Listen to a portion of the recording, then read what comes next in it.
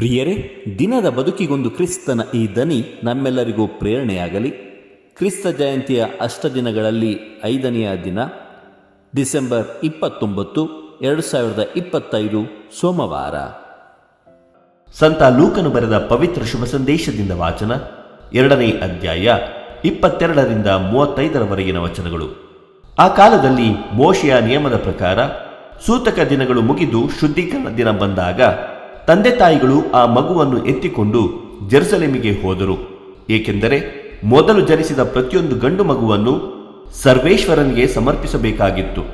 ಅಲ್ಲದೆ ಧರ್ಮಶಾಸ್ತ್ರದಲ್ಲೇ ಉಲ್ಲೇಖಿಸಿರುವಂತೆ ಒಂದು ಜೋಡಿ ಬೆಳವ ಹಕ್ಕಿಗಳನ್ನಾಗಲಿ 2 ಪಾರಿವಾಳದ ಮರಿಗಳನ್ನಾಗಲಿ ಬಲಿಯನ್ನಾಗಿ ಅರ್ಪಿಸಬೇಕಾಗಿತ್ತು. ಆಗ ಜೆರುಸಲೇಮಿನಲ್ಲಿ ಸಿಮೆಯೋನನೆಂಬ ಒಬ್ಬನು ವಾಸವಾಗಿದ್ದನು. ಸತ್ಪುರುಷನು ದೈವಭಕ್ತನೂ ಆದ ಇವನು ಇಸ್ರಾಯೇಲ್ ಜನತೆಯ ಉದ್ಧಾರಕ ಯಾವಾಗ ಬರುವನು ಎಂದು ನಿರೀಕ್ಷಿಸುತ್ತಾ ಇದ್ದನು. ಪವಿತ್ರಾತ್ಮ ಇವನಲ್ಲಿ ನೆಲೆಸಿದ್ದರು. ಸರ್ವೇಶ್ವರ ಕಳುಹಿಸಲಿರುವ ಅಭಿಷಿಕ್ತನಾದ ಲೋಕೋದ್ಧಾರಕನ ದರ್ಶನವಾಗುವವರೆಗೆ ತನಗೆ ಸಾವಿಲ್ಲವೆಂದು ಪವಿತ್ರಾತ್ಮರಿಂದಲೇ ಆಶ್ವಾಸನೆ ಪಡೆದಿದ್ದನು. ಆ ಪವಿತ್ರಾತ್ಮರಿಂದ ಪ್ರೇರಿತನಾಗಿ ಅವನು ಮಹಾದೇವಾಲಯಕ್ಕೆ ಬಂದನು. ಧರ್ಮಶಾಸ್ತ್ರದ ವಿಧಿಯನ್ನು ಪೂರೈಸಲು ಬಾಲಯೇಸುವನ್ನು ತಂದೆ ತಾಯಿಗಳು ದೇವಾಲಯಕ್ಕೆ ತಂದಾಗ ಸಿಮೆಯೋನನು ಆ ಮಗುವನ್ನು ತನ್ನ ಕೈಗಳಲ್ಲಿ ಎತ್ತಿಕೊಂಡು ದೇವರನ್ನು ಹೀಗೆಂದು ಸ್ತುತಿಸಿದನು: ನಿನ್ನ ಮಾತು ಸರ್ವೇಶ್ವರ ನೆರವೇರಿತಿಂದು, ಇನ್ನು ತೆರಳಬಿಡು ಶಾಂತಿಯಿಂದ ನಿನ್ನ ದಾಸನಾದ ಎನ್ನನು. ನೀನಿತ್ತ ಉದ್ಧಾರಕನನ್ನು ನಾ ಕಂಡೆ ಕಣ್ಣಾರೆ, ಜನರೆಲ್ಲರ ಸಮ್ಮುಖದಲ್ಲಿ ನೀನೀತನನ್ನು ಪ್ರತ್ಯಕ್ಷ ಮಾಡಿರುವೆ. ಈತ ಅನ್ಯ ಜನರನ್ನು ಬೆಳಗಿಸುವ ಜ್ಯೋತಿ, ನಿನ್ನ ಜನ ಇಸ್ರಾಯೇಲರಿಗೆ ತರುವನು ಕೀರ್ತಿ. ಮಗುವಿನ ವಿಷಯವಾಗಿ ಹೇಳಿದ ಈ ಮಾತುಗಳನ್ನು ಕೇಳಿ ತಂದೆ ತಾಯಿಗಳು ಆಶ್ಚರ್ಯಪಟ್ಟರು. ಅವರನ್ನು ಸಿಮೆಯೋನನು ಆಶೀರ್ವದಿಸಿದನು. ತಾಯಿ ಮರಿಯಳಿಗೆ, ಇಗೋ, ಈ ಮಗು ಇಸ್ರಾಯೇಲರಲ್ಲಿ ಅನೇಕರ ಉನ್ನತಿಗೂ ಅನೇಕರ ಅವನತಿಗೂ ಕಾರಣನಾಗುವನು. ಅನೇಕರು ಪ್ರತಿಭಟಿಸುವ ದೈವ ಸಂಕೇತರಾಗುವನು. ಇದರಿಂದ ಅನೇಕರ ಹೃದಯದಾಳದ ಭಾವನೆಗಳು ಬಯಲಾಗುವುವು. ನಿನ್ನ ವಿಷಯದಲ್ಲಿ ಹೇಳುವುದಾದರೆ ದುಃಖವೆಂಬ ಅಲಗೊಂದು ನಿನ್ನ ಅಂತರಂಗವನ್ನು ಸೀಳುವುದು ಎಂದು ಹೇಳಿದನು. ಪ್ರಭುವಿನ ಶುಭ ಸಂದೇಶ. ಕ್ರಿಸ್ತರೇ ನಿಮಗೆ ಸ್ತುತಿ ಸಲ್ಲಲಿ. ಚಿಂತನೆ: ದೇವರು ನೀಡಿದಂತಹ ಶಿಶುವನ್ನು ದೇವರಿಗೆ ಸಮರ್ಪಿಸುತ್ತಾಳೆ. ಪ್ರಭು ಯೇಸು ಕ್ರಿಸ್ತರಲ್ಲಿ ಆತ್ಮೀಯರೇ, ಎಷ್ಟೋ ದೇವಾಲಯಗಳಲ್ಲಿ ದಲಿತ ಮಹಿಳೆಯರನ್ನು ದೇವಾಲಯದ ಒಳಪ್ರವೇಶಿಸಲು ತಡೆ ಹಿಡಿಯಲಾಗುತ್ತದೆ. ದೇವಸ್ಥಾನದಲ್ಲಿ ಮಹಿಳೆಯರಿಗೆ ಪ್ರವೇಶ ನಿಷೇಧ.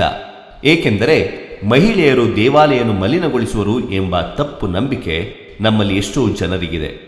ಆತ್ಮೀಯರೇ, ನಮ್ಮ ಸಮಾಜದಲ್ಲಿ ಮಹಿಳೆಯನ್ನು ದೇವತೆ ಎಂದು ಪೂಜಿಸಿದರೂ ವಾಸ್ತವಿಕತೆಯಲ್ಲಿ ಅವಳು ಕೀಳು ಮಟ್ಟದವಳೆ.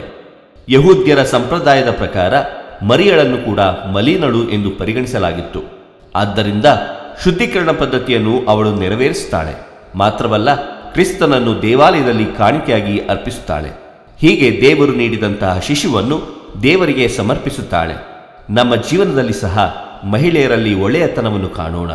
ನಮ್ಮನ್ನೇ ನಾವು ಪ್ರತಿದಿನ ಬಲಿಪೂಜೆಯಲ್ಲಿ ದೇವರಿಗೆ ಸಮರ್ಪಿಸಿಕೊಳ್ಳೋಣ. ಸಂತರ ಸ್ಮರಣೆ. ಇಂದು ನಾವು ಸಂತ ಥಾಮಸ್ ಬಕೆಟ್ ರವರ ಸ್ಮರಣೆಯನ್ನು ಮಾಡುತ್ತಿದ್ದೇವೆ. ಇವರ ಕಾಲಾವಧಿ ಕ್ರಿಸ್ತಶಕ 1118ರಿಂದ ಕ್ರಿಸ್ತಶಕ 1170ರವರೆಗೆ. ಆತ್ಮೀಯರೇ, ಇವರು ಲಂಡನ್ನ ನಾರ್ಮಡಿ ಶ್ರೀಮಂತ ವ್ಯಾಪಾರಿ ಕುಟುಂಬದಲ್ಲಿ ಜನಿಸಿದರು. ಇವರು ತಮ್ಮ ಉನ್ನತ ಶಿಕ್ಷಣವನ್ನು ಪ್ಯಾರಿಸ್ನಲ್ಲಿ ಪಡೆದರು ಹಾಗೂ ನಾಗರಿಕ ಮತ್ತು ಧಾರ್ಮಿಕ ಕಾನೂನು ಎರಡರಲ್ಲೂ ಪದವಿ ಪಡೆದು ಉಪಯಾಜಕ ದೀಕ್ಷೆಯನ್ನು ಸ್ವೀಕರಿಸಿದರು. ತದನಂತರ ಕ್ಯಾಂಟರ್ಬರಿಯ ಕುಲಪತಿಯಾಗಿ ಇವರು ಅರಸ ಹೆನ್ರಿಯಿಂದ ನಿಯೋಜಿಸಲ್ಪಟ್ಟರು. ಆದರೆ ಮುಂದೆ ಇವರು ಕ್ಯಾಂಟರ್ಬರಿಯ ಮಹಾಧರ್ಮಾಧ್ಯಕ್ಷರಾದ ಸಂದರ್ಭದಿಂದ ಇವರಿಗೂ ಹಾಗೂ ರಾಜನ ನಡುವೆ ಸಂಘರ್ಷ ಪ್ರಾರಂಭವಾಯಿತು. ಧರ್ಮಸಭೆಯ ಆಂತರಿಕ ವಿಷಯಗಳಲ್ಲಿ ಹಸ್ತನಿಕ್ಷೇಪ ಮಾಡುತ್ತಿದ್ದ ಅರಸನ ನಡೆಯನ್ನು ಇವರು ಖಂಡಿಸಿದರು. ರಾಜನಿಂದ ಹಿಂಸೆಯನ್ನು ಅನುಭವಿಸಿದ ಇವರು ಫ್ರಾನ್ಸ್ ದೇಶದಲ್ಲಿ ಆಶ್ರಯವನ್ನು ಪಡೆದರು. ಅಂತಿಮವಾಗಿ ಇವರ ಆಸ್ತಿಯನ್ನು ರಾಜ ಮುಟ್ಟುಗೋಲು ಹಾಕಿಕೊಂಡಾಗ ಇವರು ಮರಳಿ ಕ್ಯಾಂಟರ್ಬರಿಗೆ ಹಿಂತಿರುಗಿದರು. ಪ್ರಧಾನಾಲಯದ ಪೀಠದ ಎದುರೇ ಇವರನ್ನು ಇರಿದು ಕೊಲ್ಲಲಾಯಿತು. ಸಂತ ಥಾಮಸ್ ಬಕೆಟ್ ರವರೇ, ನಮಗಾಗಿ ಪ್ರಾರ್ಥಿಸಿರಿ. ದೇವರು ನಮ್ಮೆಲ್ಲರನ್ನು ಆಶೀರ್ವದಿಸಲಿ. ಇದು ದನಿಮಾದೇವ ಮನೆಯ ಕೊಡುಗೆ. ಧ್ವನಿ ವಂದನೆಯ ಸ್ವಾಮಿ ಶಾಂತಕುಮಾರ್ ಜೆ, ಬೆಂಗಳೂರು ಮಹಾಧರ್ಮ ಕ್ಷೇತ್ರ. ಪ್ರಿಯರೇ, ಈ ಚಾನೆಲ್ ಅನ್ನು ಸಬ್ಸ್ಕ್ರೈಬ್ ಮಾಡಿ ಪ್ರತಿದಿನ ದೇವರ ವಾಕ್ಯವನ್ನು ಆಲಿಸುತ್ತಾ ಅದನ್ನು ಇತರರೊಂದಿಗೆ ಹಂಚಿಕೊಳ್ಳಲು ನಮಗೆ ನೆರವಾಗಿರಿ. ಧನ್ಯವಾದಗಳು.